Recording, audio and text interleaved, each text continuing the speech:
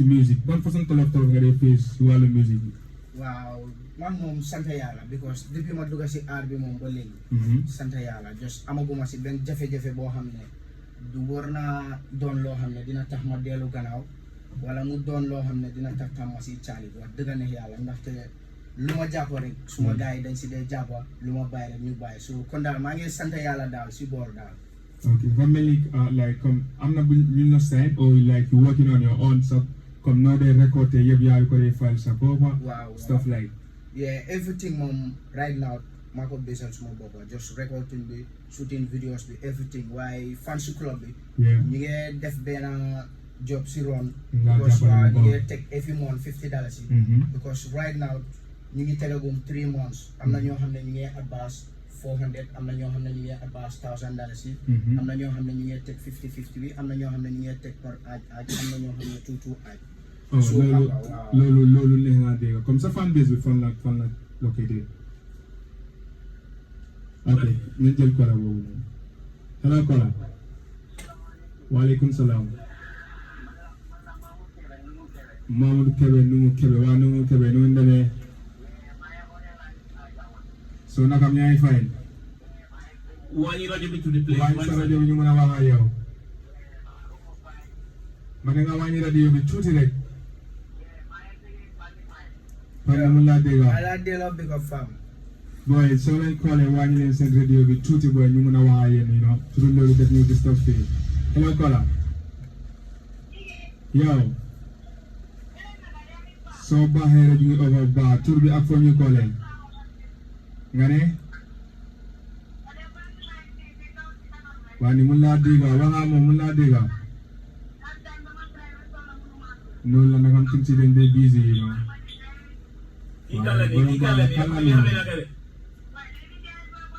yow naka Ndungu Kebe ñëpp si nga wala ñu si golo yow Ndungu Kebe neex na si nga gis naa waaye nit ñi borom baax nga jërëjëf.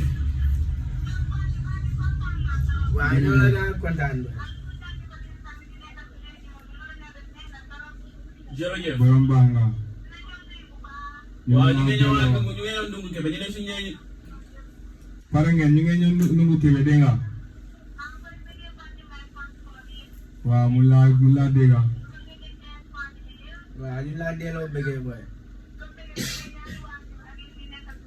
jërëjëf waaye. waaw ma ne. maam bi moo la gën a bëgg. jërëjëf waaye. jërëjëf kontaan nañ di nga jërëjëf kontaan naa. waaw. waaw inshallah yow xam nga. amiin yaa rabbi.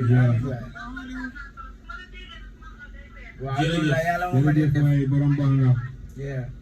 yow Maguette time wu tigi yeah we have no time we running against time fuñ stop on mooy comme li am bi fan base am bi fan la located stuff like loolu laa doon laaj like sa fan base fu mu located fu mu like maanaam fu mu dee def meeting ak stuff like meeting bi ak fu mu dee nekk meeting everything yëpp suma site manager bi foofu lañ ko dee defee fan la noonu la bundum la balaa ngaa àgga si bool bi si boori ñu sa tap rek moom area boobu la dëkk. yeah because xam nga lu tax ma laaj la question boobu. every artist buñ fi am. even big fan. buñ fi ko amoon laaj naa ko same question because like xam naa ne fan base lu mu dee def si artist. because booy nekk naa si fan base yu bëri fan base moo dee yóbbu artist bi. because da ngaa gis ne soo génnee sa musique bi ñoom ñoo ko dee seeyaa ñoom ñoo comme promoteur yi sax man promoteur laa right but fan base yi lu dee promote booy ñun promoteur yi sax duñ ko dee promote. so that's it moo tax may like advise any artist na try mo am fan base is very important. So the next question is since 2002 nga start music up to now ñaata tune nga drops. Well, right now maa ngi drop agum maa ngi am 14 songs la amee right now. 14 songs. waaw bokkut ak yoo xam ne maa ngi job benn EP boo xam ne. boobu gën a gudd rek dafa wàccee dëkk bi ba zéro. for sure mbaa comme vidéo bi nga doon shoot fale bokkul si. non boobu am na project bu ma doon job fekka last time maa ngi amoon su Ndungu Kebe ñu ko ote woon di Hard Soldier suma song bi video clip bi mooy bandi maay bi dañuy dem waaw boobu si project boobu la bokka ok yeah because man dafa nekka comme exemple project bu ma job rek dama dee tànn song boo xam ne moo gën a hit foofu ma def ko clip. Video. So ñaata videos nga sutangum by this time? Waaw right now moom benn videos la amagum. Okay. Waaw because boobu moo nekk suma first project. Okay. waaye first comme nu ma dee jobee suma song yi par ñaar laa dee dóor wala ma job par benn. Okay. Yeah but still now maa ngi dem so si lañ ma explainal na ma comme job bi su bëggee daal comme nga ko gën a xam nga mooy loolu. foog nga job project wala nga job EP nga gis ne soo demee ba drop ko. da ngaa tànn benn song boo xam ne yow boobu doy na overhit. waaw nga def boobu clip. dafay mën a yëngal dëkk bi nga jël video clip bi shoot ko. ak tamit soo try nga shoot video club because video club video ba shooting dafa seer. soo try nga shoot video shoot ba try nga shoot in a video ba xamante ne dafa xumba. dañ laa yóbbu classique. da ngay spend sa xaalis bi yëpp. nga ñëw at the next minute vidéo boobu nekk dara nga nekkul dara boobu dafa nekk loo xamante ne daf laa wàcce sa carrière. waaw loolu moom ak comme man nekku ne keneen moom ko waaw man lu ma gisal suma booba keroog. booy laajal promoter Sala bu ñu doon ñëwee ma ne ko ne waaw booy bi star la booy this boy can do it. booy bi su poussé am support. so Gambia yéen a ko déggandoon nañ génn ñu support suñu artistes yi. Artists are doing good. There's no need we go outside ñu uti yeneen artistes. We have artists here who are very talented. Comme ku dégg Bandi Mike nu muy woyee da nga xam ne boy bi dafa talented dafa lyrical. te booy xam nga comme dañu war a try please ñu génn ñu support suñu artistes yi. waaw mën naa bàyyi ñoom ñu demaa musique yi ba si kanam ñu ñëwaat.